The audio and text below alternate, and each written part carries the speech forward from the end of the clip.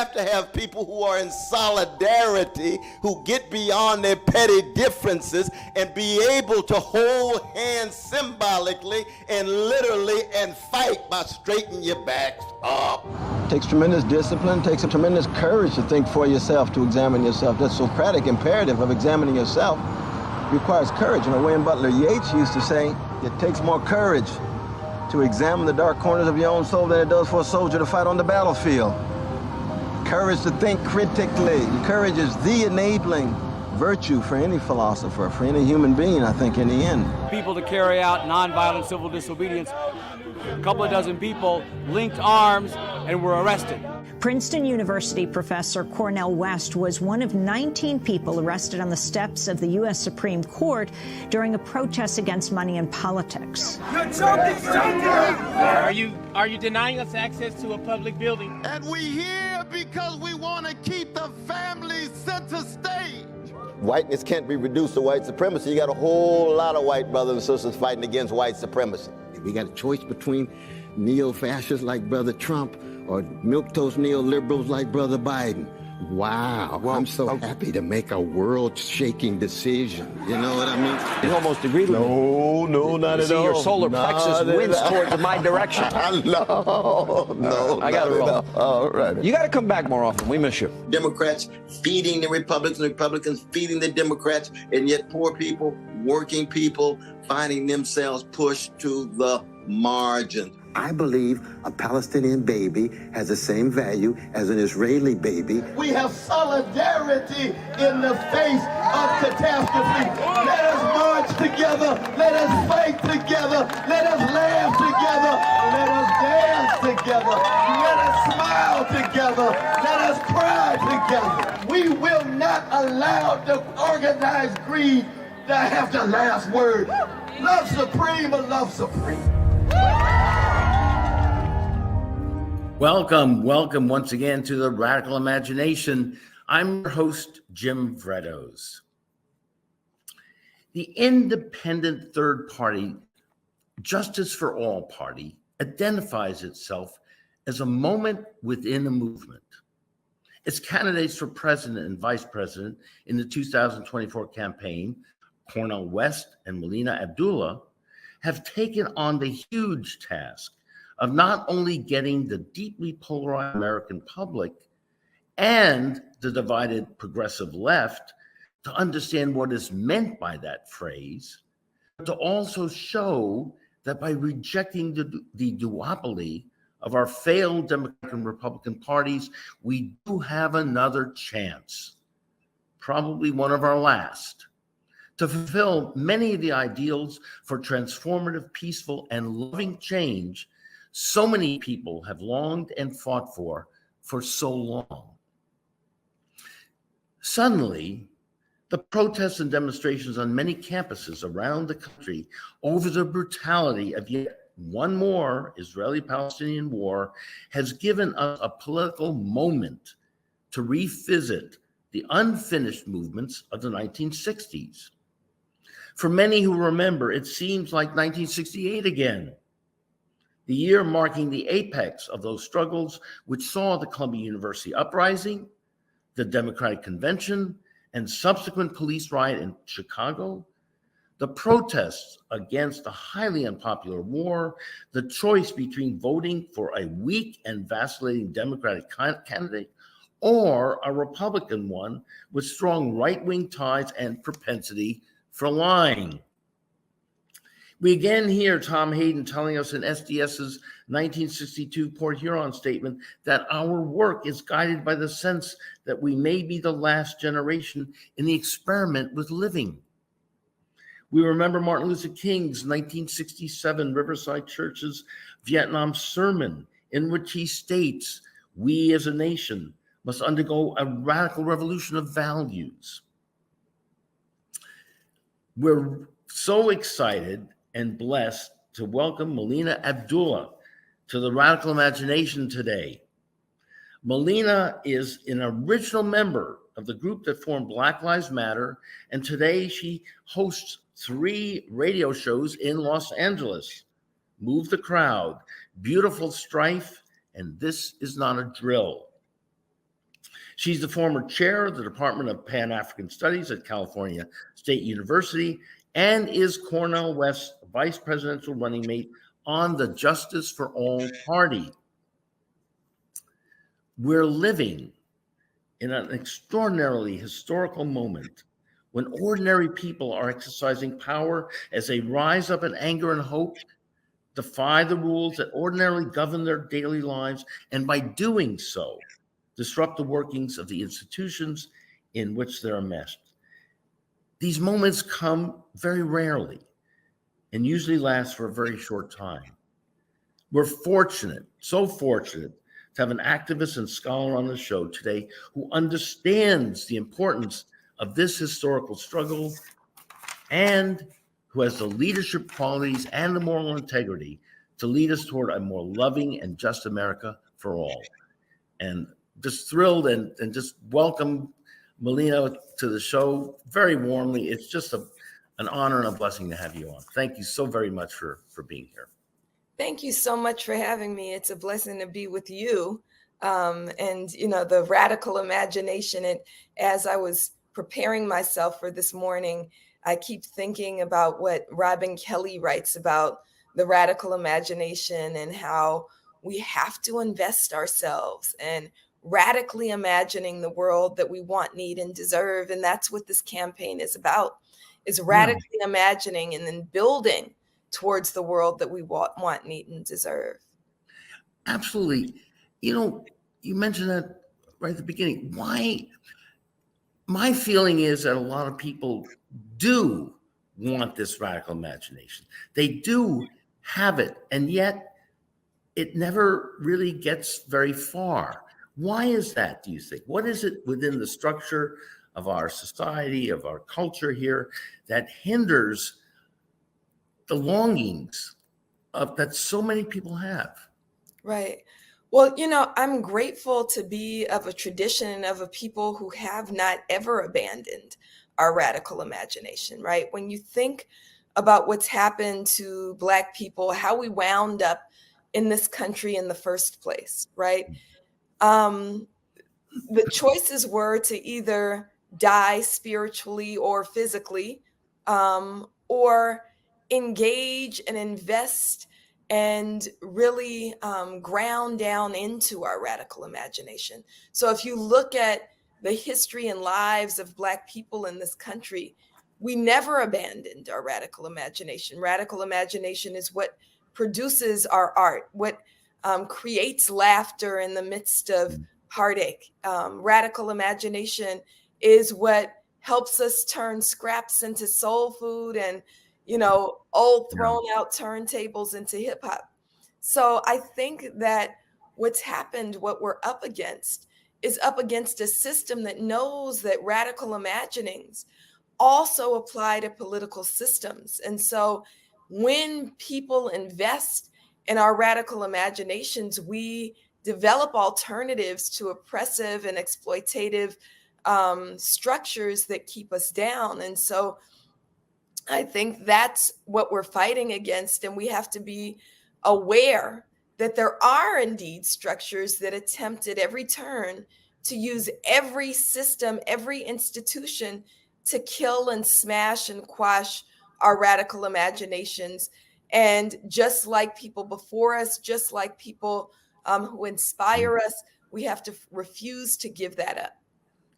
Right. I could agree with you more. And again, you touched on people seeing alternatives because we haven't seen that. As you well know, the duopoly carries a narrative, and there's Tweedledee and Tweedledum. There are some differences, but basically they stand for similar sorts of things. Big corporate money and military industrial complex and so on. So the alternatives that you and Cornel are offering are so important to get out there. I can't tell you how many people I've talked to on the street, in New York City and so on, and on buses and cabs and so on. And I said, you know what they're saying is that they're not moving into the White House until everyone else in the country has a decent house of their own. And it blows people away. He said, and everybody says, that makes a lot of sense. That's somebody that really cares. And so this is what we are up against. And so I want to explore with you a little bit about the alternatives that you and Cornel are offering here, so that people can see the differences, which again, as you so rightfully put it, gets tampered down so readily by the establishment. So let's just really wade in the waters. What would peace in the Middle East look like? How would we, under a West Abdullah administration, what can we expect? What would we be striving for? How do we bring radical love to that area and justice for all peoples? I thought I'd throw an easy question out for you for first. Yeah, very easy. Just get us going. Peace in the Middle East, because we are able to solve that in 30 seconds, right? Actually, there is a relatively easy step forward, right? And I'm drawing tremendous inspiration. I don't know if you watch, my kids call them the Code Pink Ladies, right? The Code Pink Ladies. I know her. Yes. I've gone. Yeah. Medea Benjamin. Yes. Yeah. I've been involved with her for years. Yeah. Yeah. She, and I have too, in a way, actually. My first trip to Cuba was with one of the organizations that she helped to found, Global Exchange. And so I've been fortunate enough to reap some of the benefits of her work. But here's the benefit I'm reaping right now. It's inspiration. It's, they are, I guess, holed up in DC. Like they've been in DC for months and months and months now, and have made it their home now. And every single day you watch the Code Pink Ladies, and I hope everybody is following them. The Code Pink Ladies, Medea Benjamin, Jody Evans, and others whose names we don't know. They're relatively small in number who are actually doing this, but going to the halls of Congress, going to where the decision makers are, people like Blinken and others, and confronting them about how the United States is funding and fueling the genocide in Palestine.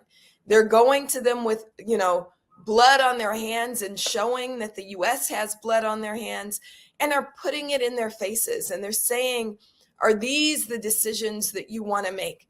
They're confronting some members of Congress and saying, you have children. What do you make? How do you excuse nearly 20,000 Palestinian children killed in the immediate, and many, many more dying of famine, many, many more orphaned? And they're putting it in their faces. I draw such tremendous inspiration from them because, these are not young women. I'm not a young woman, but these are not young women. These are women who, could say, I've done my part and it's time for me to relax. But we can't relax when there's a genocide.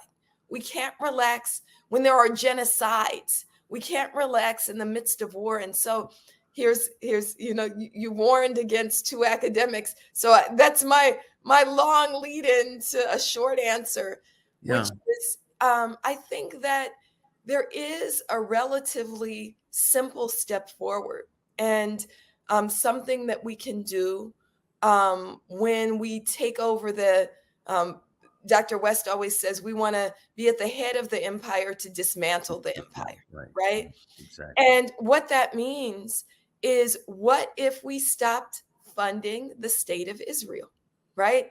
That's a really simple solution to bring peace.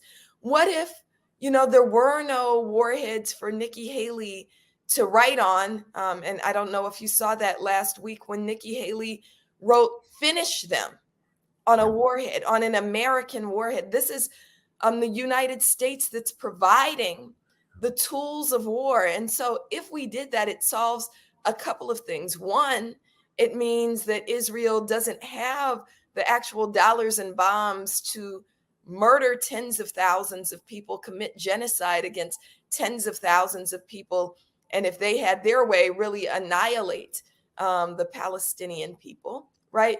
But two, it frees up those dollars for other things like housing, right? We currently spend 62 cents out of every unrestricted dollar in the federal budget on war. What if we spent just 10% of that on housing? Guess what? Everyone in this country would have decent housing, right? Right. What if we Exactly. spent it on public education? I know you're committed to public university systems. Absolutely. We wouldn't have to have student debt because higher education and all education would be free and of the highest quality. So these are the choices. A friend of mine, and I promise this is the last sentence on this, a friend and comrade and beautiful partner and struggle of mine, their name is Janaea Future Khan, and they're co-founder of Black Lives Matter Canada. Future always says, poverty is on purpose. Poverty is on purpose. That means that there are structures, there is white supremacist, patriarchal, heteronormative capitalism that creates a system, an economic system that requires that some people live in poverty. We can make other choices. We can have a world where everyone has all of what they need and most of what they want on purpose. And we have to do that. We have to commit ourselves to that. The resources are there. It's how it's distributed. Sociologists call it structural violence. That's right. We have like over 300,000 people a year die from that in New York City and tens of millions around the world. Let me say this, and I've also heard, and as you know, Cornel's been on the show a few times, and I know he has said too, there's a preciousness to an Israeli baby as well as to a Palestinian, and that both sides deserve security so that they can live their lives peacefully. That should be a given. The question becomes, are there extremists on both sides that are unwilling to accommodate to that reality? Neither side is going anywhere. They're not going to be, one side is not going to destroy the other. So it seems to me, I know they're attempting to build on some sort of ceasefire at this point right now. Would you support those efforts and expand it? One of the groups that I've had on the show that I was very impressed with, Combatants for Peace. And these are Palestinians who have been in Israeli prisons working together with ex-Israeli soldiers on a peace movement. And what are your thoughts about this in terms of incorporating some of these ideas in a broad-based peace in the Middle East? Yeah, well, the only thing that I'll challenge is this notion of both sides. Okay. I actually believe that there are no both sides, that everyone, every mother, I'm a mother, I have 3 children, right? Right. Every mother wants the same thing for their children, right? Every mother wants our children to live safely. Every mother wants we want our children to be able to, step into their highest selves. We want them to be able to, my son is, he just matriculated from middle school. He'll be a 9th grader next year. And he wants to run track, right? And I don't even know, I guess he's fast when we play around and we were running down the block, right? But I don't even know if he's fast, really, or just faster than me, right? He'll find out soon enough as he goes out to the track team, Right, but every mother wants a track team for their child to be able to go out for, and let's see if he's fast or not, right? Every mother wants the same things. Every human being wants clean air and clean water and healthy food and time to breathe and space to laugh. We want the same things. And, this notion, I think that these are, again, these same structures that try to paint these sides that really were never sides. If we go pre-1948, right, there were always Muslims and Christians and Jewish folks living alongside one another, right? It's really important that we understand that this both sides notion is a creation. I do most of my organizing in Black America, right? And when Black Lives Matter was birthed in 2013, this same notion of both sides was raised up. And, they would use it to say, really what they were talking about with both sides is Black people who were oppressed and then the structures that oppress them. So they would say both sides, and they meant Black people who were being killed by police and then the police. I understand. That's not both sides, right? And so I think asymmetrical, very. Yeah, that's really important, that when we talk about the Palestinian people, right? The people, that I'm always on the side of the people. And that's only a collective. That's only kind of a unified, I think all people have a vision. When it's not dirtied by structures that want to exploit people, we all have the same vision. And when I say soiled by the structures, I think that even if we think about things like the ways in which individuals manifest racism or imperialism, that's because infrastructure does everything that it can to get people to buy into these things that are really exploitative of everyone. Yeah. I would just add one.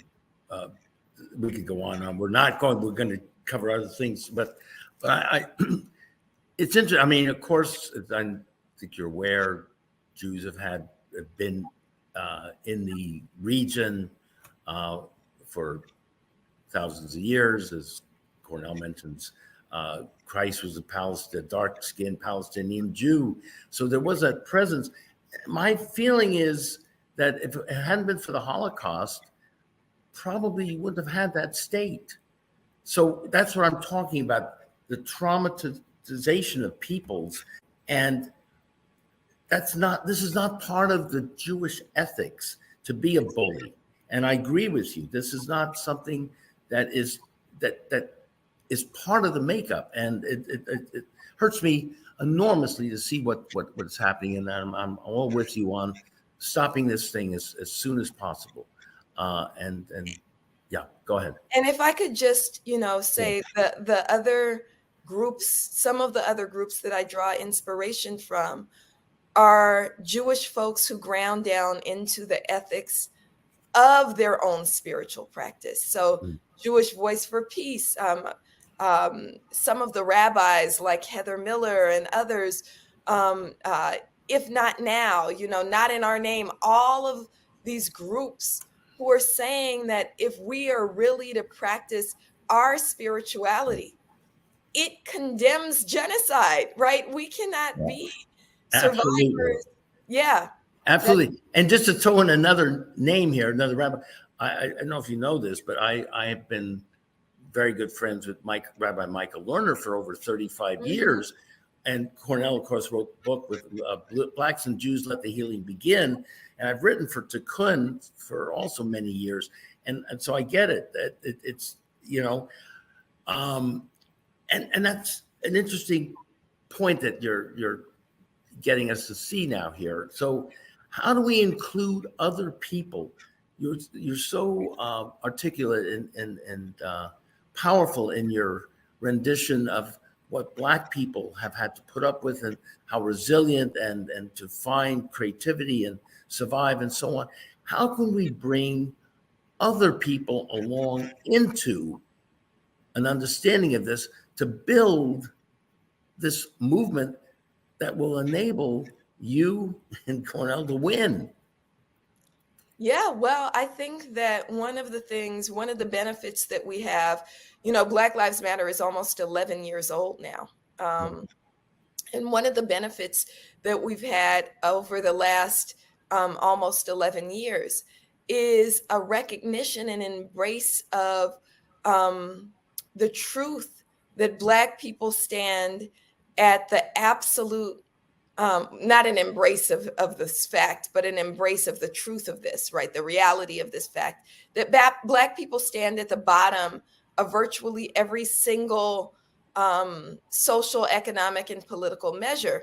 And so what that means is the struggle for Black people to be free is really a struggle for all people to be free. Yeah, so right. When Black lives matter, that's when you can begin saying, well, all lives. Until Black lives matter, really nobody's life does. So when Black people get free, everyone gets free. And what we've seen over the last 11 years is real solidarity be contemplated and built, right?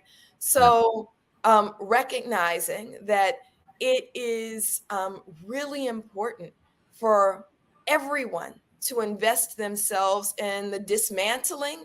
So both Dr. West and I define ourselves as abolitionists, right? So that means the dismantling of unjust systems, the dismantling of systems like, you know, the systems of policing and prisons that we currently have in this country, right? The dismantling of them. And the building of new systems, right? What does real public safety look like? I look at, you know, cities like Newark, right down the road from you, right? Where they're investing in community safety teams and they're watching when, you know, policing has been failing all over this country, despite, you know, this country spending, most cities spend about half of their unrestricted funds on police, and police are only successful in solving violent crime less than 3% of the time, right?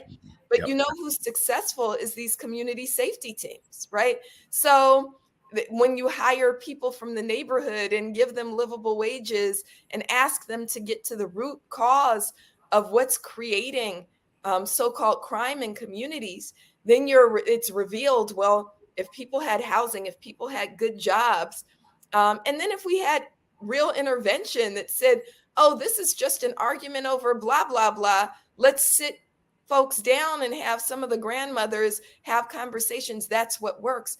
So what works for Black people and Black communities is really instructive for everyone. And that's what we've seen with Black Lives Matter and the growth of organizations like White People for Black Lives, like Third World Liberation, which is another group that's building of non-Black people of color, of partnerships between Black Lives Matter and organizations like Central CSO, which are primarily Latino organizations, of work with indigenous communities. So when we think about what was happening with the Dakota Access Pipeline, Black Lives Matter was one of the groups that indigenous community called out to partner with and stand in solidarity with. So I think it's really important. Dr. West always says we should start on the chocolate side of town, right? And that's absolutely right. We begin with doing what liberates, engaging in Black liberation work, and through Black liberation work, when we demand livable wages and good jobs and clean environments in Black communities, that guarantees it for everyone else. So everyone needs to be invested in the work. That's how priorities set. You always begin with what some Christians would call the least of these, right? Yep. You hit the nail on the head. I mean, really, you couldn't put it any better. I mean, if that message got through, that's the end of the game. We would have a transformative, loving society. You said it. That was the message. It's not one side against the other. We're not pitted against each other. Some groups have gone through enormous pain that others can relate to as well, to a certain extent. So we need to bring people together on the different yet common narratives. And you talk about the chocolate side of town. We talked before that you also spent a little time out here on the East End. And I'm sitting in, because our audience would recognize this is not my usual backdrop. I'm sitting in in a very, very vanilla setting here. This is East Hampton Library. Okay. Now, about 50 yards away is the East Hampton Star. And the publisher, David Rattray, who's been on the show, developed what came to be known, did research on the Plain Sight Project, in which he began to identify all the the street signs that are named after the famous founding fathers and so on of East Hampton and so on. And this is all through the Hamptons, exactly, throughout the Hamptons. These, almost every single one, were slave owners. Nobody knew about this, right? So this the Plain Sight Project is a transformative way of getting us to see the narrative that these people prospered off the backs and misery of other people. Now, that was then, this is now. Let's at least begin at very beginning to have whatever it is, Bueller's Lane or Hedges Lane here, wherever lane, it's always lane, or these idyllic sort of things. But have the Black family name also on that, right? And so he helped start something here. And that's what I think you're also talking about. We can't just close our eyes here to the truth. And once we get it, it liberates all of us, as you pointed. Let me ask you, what do you think of, for example, Reverend Barber's moral fusion movements? Do you relate to that as well in terms of how he tries to politically organize within the church and the Baptists and so on?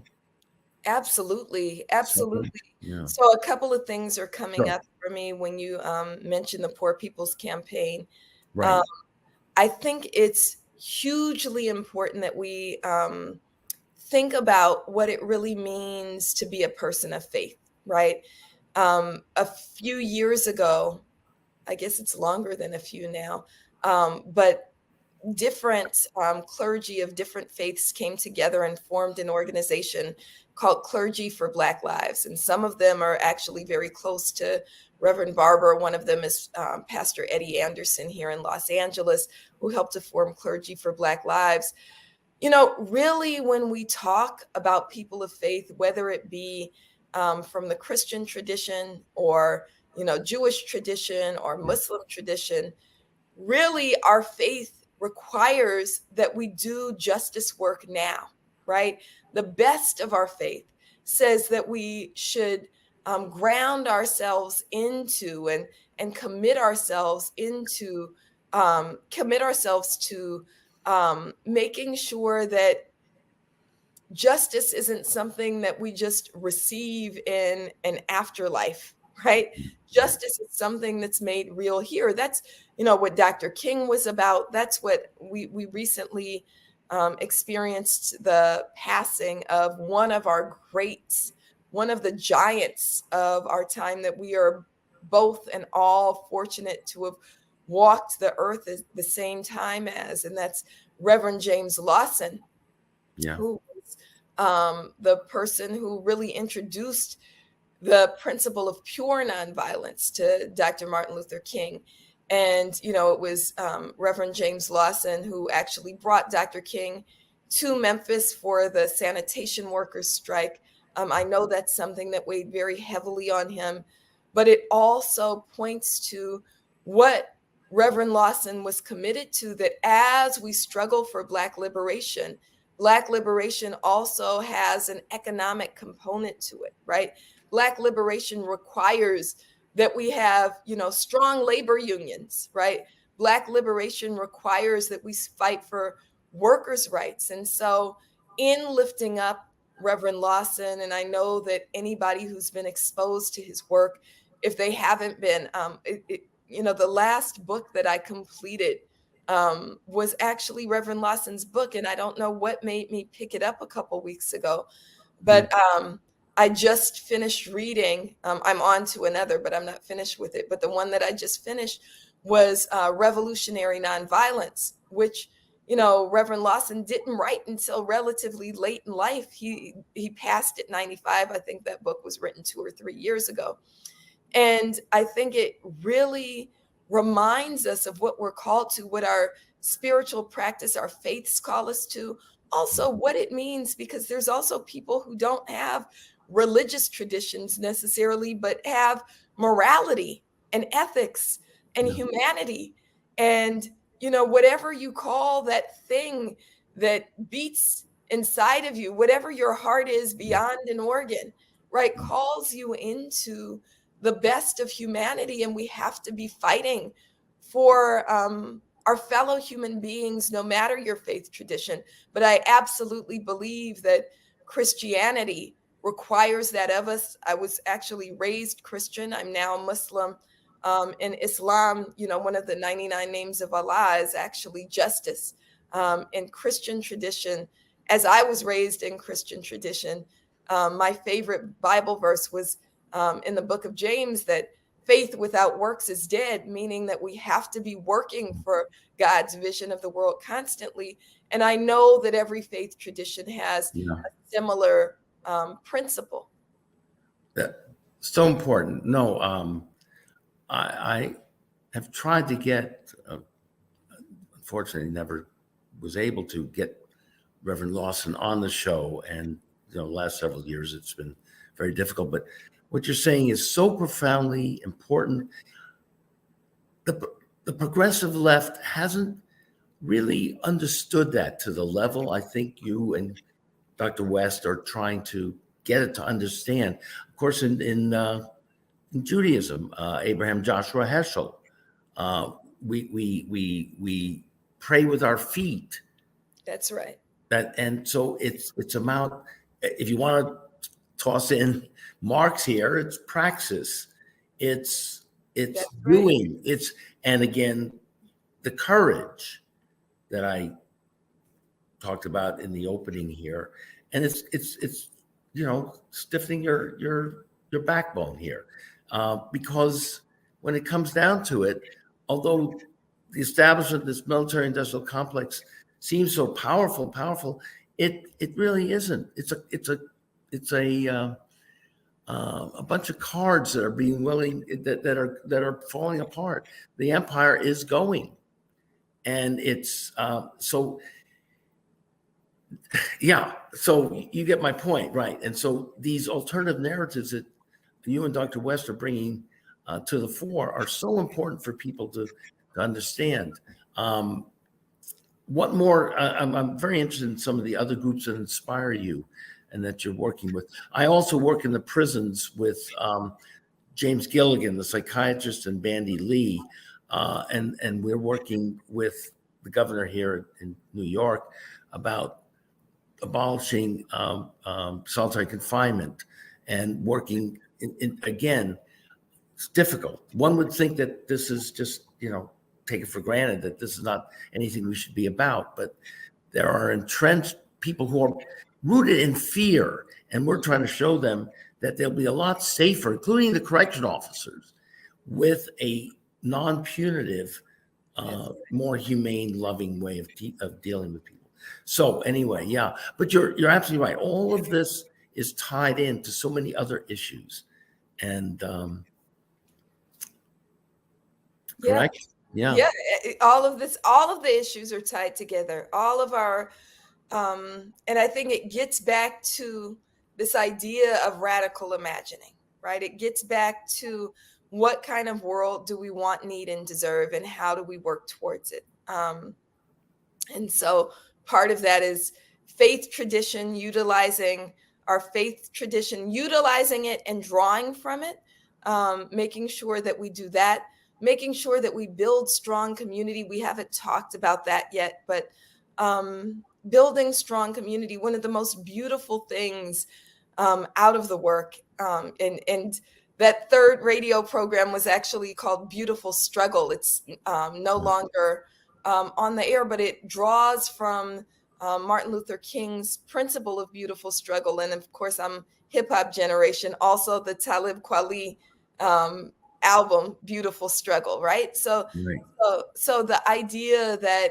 we find beauty in the struggle. So one of the most beautiful things about immersing ourselves in the struggle for the world that we want, need, and deserve is the community that builds out of that, right? That you find other people who are kindred spirits with you, who understand, like, our children deserve to have schools that are not overrun by police and instead have nurses and therapists and art programs and ethnic studies, and help them to be creative, free beings, right? You find people who say, you know what, this is absolutely appalling that if you drive through downtown Los Angeles, you see just dozens and dozens and hundreds as you keep driving.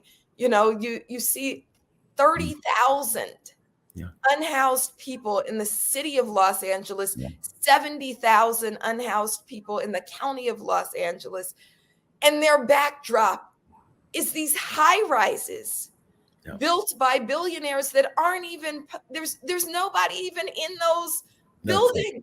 Same in Manhattan, same here in New York City. We're at record levels of homelessness here as well. And you have these buildings all empty too. So you come together. I mean, my point, and I'll land the plane, my point is that in the midst of struggle, you also draw inspiration from each other and you build beautiful community together, right? And so in this struggle, in this campaign struggle, because it is a struggle, this is a massive undertaking, right? In the midst of this campaign struggle, in the midst of this struggle to make Black Lives Matter, in the midst of this abolitionist struggle that dates back from the time the first African people were captured from the shores of the continent, right? In the midst of struggle, you find tremendous beauty and glimpses of what the new world can look like. And I think about, I promise I'll be quiet after this. I think about for my keep going. For my 49th birthday, one of my best friends is Rosa Clemente, who ran for vice president with Cynthia McKinney in 2008. And we worked on Black Lives Matter, worked together. She's just a phenomenal human being. And she asked me, she moved back to upstate New York and asked me to come visit her, and my birthday was coming. So I picked up Rosa from Albany and we drove to Auburn, New York, and we visited prison there. Well, we didn't visit a prison. We visited the home of Mama Harriet Tubman, right? We visited the home that she built for the elderly and infirmed. And I think about, and I kind of become emotional even now thinking about it. We put our hands on the home that Mama Harriet crafted with her second husband, Nelson Davis, and we were touching the bricks that she held with her own two hands. And it was just such a beautiful space. There were, leaves falling. It was sunny, but not hot. It was like you could feel the spirit. And in the midst of struggle, there's these moments where you get to be with dear friends like I was with Rosa. It was just me and Rosa, right? And you can feel the presence of spirit, and you feel the confirmation that if Mama Harriet could free herself, I had actually left from Maryland, from Dorchester County, where she was enslaved before I went to Auburn. If she could get to freedom after freeing more than 1,000 enslaved kindred spirits, right? If she could get to that and build that home, then we can get to what we radically imagine. And what's beautiful is having each other and having entire communities immersed in this with us and together. And historical memory, as you put it. And correct me if I'm wrong, and within more, is it the Christian tradition as well? Perhaps Judaism as well, and Islam. Remnants, the remnants of people who remember generation upon generation, who keep the faith in a sense. And that's what you're also talking about as well, right? And we do it through music and art. And I just got to put a plug for, I was a folk music guy, as you could, for my own upbringing, jazz, but Mortal Technique has become a very close friend. Yes. Oh, we're fans together. I love Immortal Technique. Immortal Technique. We just did a show a few weeks ago, and he was at the event with Cornel up in Harlem and on 86th Street. So anyway, yeah. So this is through music and art and poetry and dance and forces of resistance. But again, the real need is to understand that and live that and to take over, right? Yeah. Power that does put that radical love into policy. That's right. I love that you're invoking art, because I think that what artists do is allow us to see these radical imaginings. So I'm of the hip hop generation. I love Immortal Technique, love Talib Kweli, love, a lot of our golden era hip hop artists as well. Rakim, I sound like I'm not even from the West Coast. Talking about all these New Maybe York you aren't. I know. You said you're from Maryland too, right? No, I'm from Oakland, California. So I should absolutely lift up NWA, because I think they sometimes get dismissed as if you listen to their first album, and MC Ren will absolutely say that when they were saying F the police, it was the same thing as saying fight the power, and it shouldn't be minimized, right? And I'll lift up streets of Brooklyn. Yeah. Right. I'll lift up hip hop, but so I have one tattoo on my body, and it's a purple symbol behind my left ear, right? Okay. Because I am somebody asked if I was the biggest Prince fan in the world, and I'll say, I don't know if I'm the biggest, but I'm definitely in the top 10, right? And when we talk about art does allow us to see and hear our radical imaginings. And there's an album by Prince called Around the World in a Day. And the start to that title track is open your heart, open your minds. A train is leaving today. It's a wonderful trip through all time. And laughter is all you have to pay, right? Around the world in a day. And it allows us to see, Paisley Park is in your heart, right? And everything that we imagine we can have when we invest in it. And so I love that you lifted up art, and then art serves as our inspiration and our rejuvenation. And we have to have time to laugh. And, I want to include laughter as art, right? People like Paul Mooney and others who allow. We can go. But you know what? I'm looking at the time here, and it's I don't know. I thought we just started 5 minutes ago, but we've got two activists, academics, and we're right up against 49 minutes here. So I know you've got so many things to go. It is, and I do have to mention my grandfather went to the Royal Academy in Dresden. So I come from a long time family who's been involved with art, and my mother was an artist, and I grew up in Greenwich Village when she was showing her art on the square there. Anyway, we are two kindred souls. I loved having you on. I'm so glad we finally made it. And any last words here? I know we're going over time, and Carl is going to get on our case, but I wish you all the best. Anything I can do to help the campaign, I'd love to be there for you both. Sure. Well, thank you for sharing your platform with me and with Dr. West and with us. What we need of the people is to invest in that radical imagination. Yeah. What we need of the people is for people to have the courage to vote their vision, not their fear, vote Yep. their vision, not their fear, and invest in this work. And that means helping us get on the ballot in as many states as we can. It means volunteering for the campaign. We don't have a whole lot of money, but we got a whole lot of heart. And it means, what dollars people do have, we need to be able to print walk cards and do those kinds of things. And so we're asking people to also understand this campaign as a campaign, as their campaign. And so everything that you have, please bring it. We see this electoral run as a piece of movement work, like is often said. It's a moment in a movement that we want to make the most of. And so we want everybody in. And so our website is cornelwest2024.com. Beautiful. Thank you so very, very much, Melina. Thank All you. the best. It's been great. Wonderful. We'll see you again soon. Okay. I hope so.